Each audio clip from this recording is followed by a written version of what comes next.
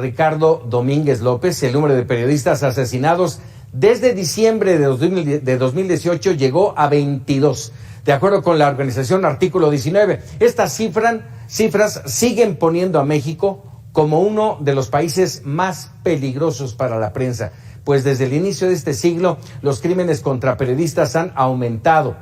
Artículo 19 documenta 139 homicidios de periodistas desde el año 2000. No tiene capturados los últimos. Durante el sexenio del presidente Fox se contabilizaron 22, con Felipe Calderón 48, con Enrique Peña Nieto 47, y a unos meses de que el actual gobierno cumpla 3 años ya, suman 22 periodistas asesinados. Y bueno, en medio de hablar de toda esta situación compulsa y complicada para el medio periodístico, ¿cómo no hablar, cómo no referirnos a este documental que ha salido recientemente de la firma Netflix, del director Manuel Alcalá? Se llama este trabajo de Red Privada, el legado de Manuel Buendía. Lo están sacando a 35 años de su fallecimiento, 35 años ya de aquella noche del, si no mal recuerdo, fue el 28 de mayo de 1984, en un estacionamiento de insurgentes. Eran aproximadamente las 8 de la noche, si no mal recuerdo. Aquella noche estuve ahí, justamente haciendo mi labor reporteril. Y bueno, 35 años han pasado, muchas hipótesis y cero transparencia de aquel asesinato. Y bueno, justamente le pedí a Alfonso Zárate, analista político, conocedor de todas estas situaciones, que platicáramos un momento. Alfonso, como siempre, un gusto saludarte. Igualmente, Paco, buenas noches. Buenas noches. Ya lo decía yo, muchas hipótesis sobre lo ocurrido aquella noche, pero no hay transparencia. Yo creo, Paco, que la difusión de este documental de Red Privada, ¿Quién mató a Manuel Buendía?, es sumamente oportuna, no obstante el transcurso de más de 3 décadas. Y lo es porque, como tú mencionabas hace un momento, han seguido asesinando a líderes de opinión, a periodistas, a reporteros incómodos. Y yo creo que el crimen de don Manuel Buendía marcó de alguna manera un parteaguas en el país. Era el columnista más importante, era el hombre que había que leer todos los días su Red Privada, porque con un gran acopio de información, con una mirada muy aguda, don Manuel señalaba a lo mismo la ultraderecha, que los traficantes de armas, que los caciques pueblerinos, que la agencia de inteligencia, la CIA norteamericana en México. Creo que el crimen de don Manuel todavía a la fecha despierta muchas dudas respecto a quién ordenó asesinar a don Manuel. Y esto es así porque precisamente en la medida en que Buendía tocaba lo intocable en aquel tiempo, con su valentía, lo que hacía era ponerse en la mira de los asesinos.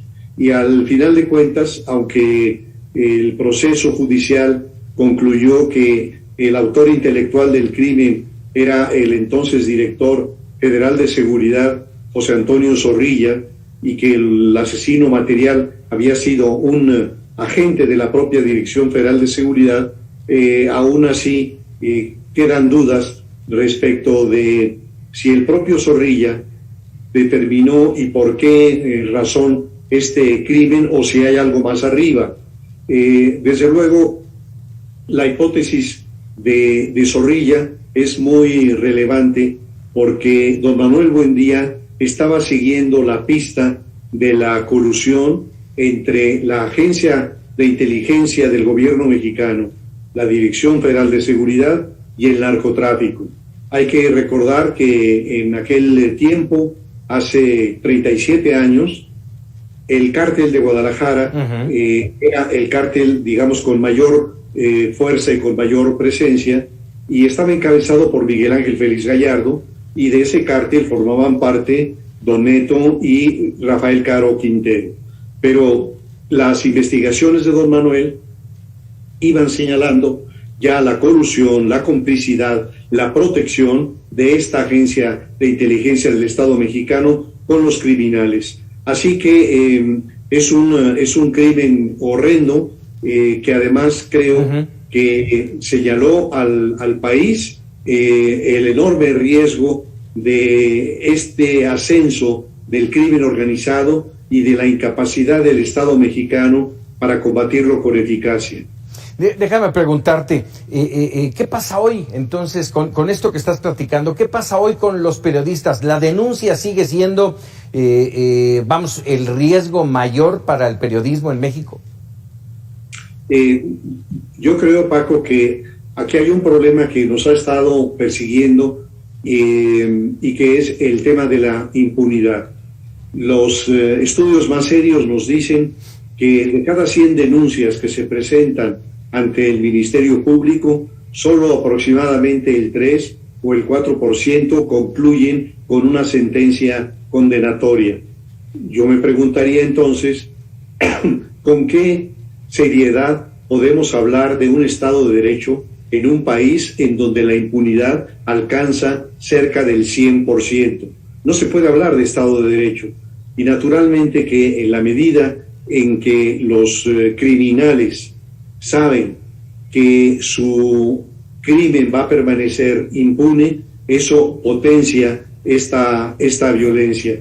Entonces es algo muy trágico que mucho más en el interior del país que en la capital de la República, los periodistas que siguen la pista de los criminales en los diferentes ámbitos, lo mismo en el crimen organizado, que también delincuentes de cuello blanco, que funcionarios públicos pongan en riesgo su vida. Y los crímenes que se han cometido en los últimos años, muchos de ellos tienen que ver con decisiones que adopta a lo mejor un presidente municipal, un secretario del gabinete de un gobernador o un mismo gobernador. Es decir, que la decisión de suprimir una voz de periodistas no está solamente en el narcotráfico, sino que también el poder político, claro, especialmente en provincia, que decide llegar a este último recurso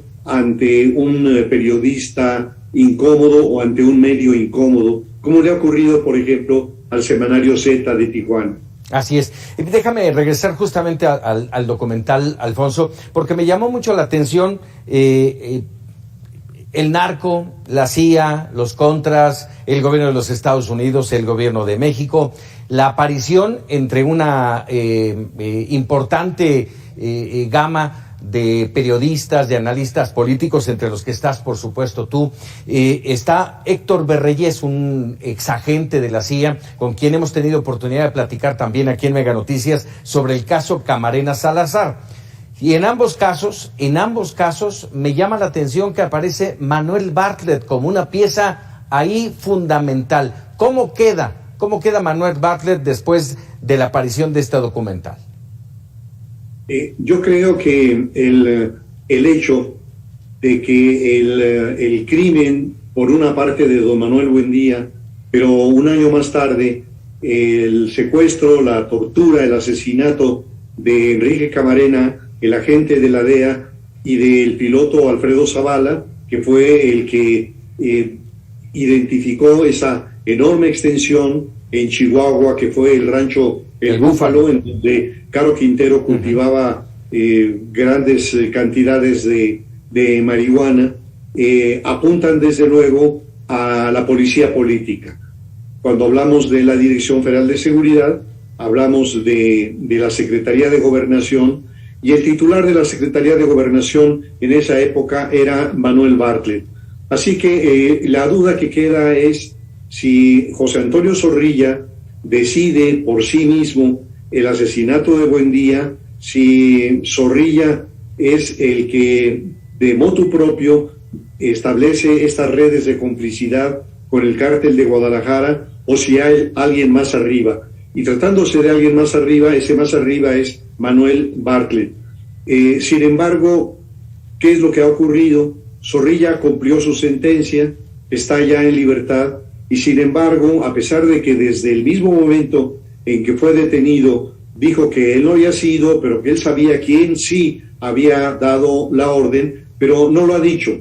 Ha mantenido el silencio, voto de secreto hasta la fecha, y yo no sé si al final de cuentas, incluso en su memoria, en su testamento, refiera cuál es la responsabilidad que pudo haber tenido su jefe inmediato, que era Manuel Bartlett. Caray, pues interesante, red privada, importante como siempre la aportación que tú haces en este documental, interesantísimo, y todavía queda una duda, la más grande, te la hago como pregunta final, ¿quién mató a Manuel Buendía? Yo tengo la impresión de que independientemente de que hubiera sido la CIA por lo que estaba investigando respecto al papel de esta agencia de inteligencia metida a tolerar, a auspiciar el narcotráfico como una forma para financiar a los contras en Nicaragua, o de que se hubiera tratado de un crimen de orden político, porque don Manuel le estaba siguiendo la pista a la colusión entre la policía política y el crimen organizado. Cualquiera que haya sido finalmente quien ordenó su muerte, lo cierto es que la instancia que maquiló esta disposición fue la Dirección Federal de Seguridad.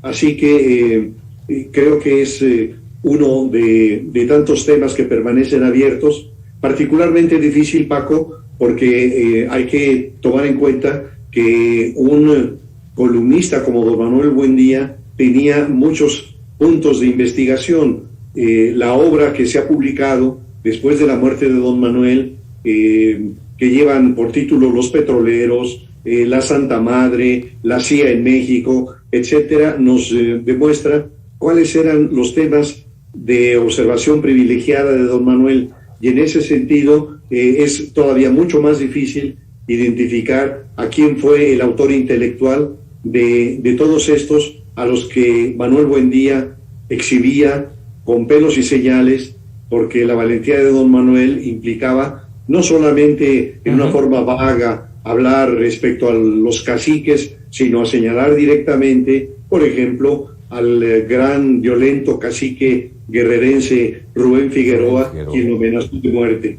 Así que es un tema que a 37 años de distancia sigue planteando grandes interrogantes, Paco. Así es. Alfonso Zárate, te agradezco como siempre estos minutos para Mega Noticias. Al contrario, Paco, es un gusto estar contigo. Muchísimas gracias. Vamos a cambiar de tema porque delitos como robo, feminicidio, abuso sexual van en aumento.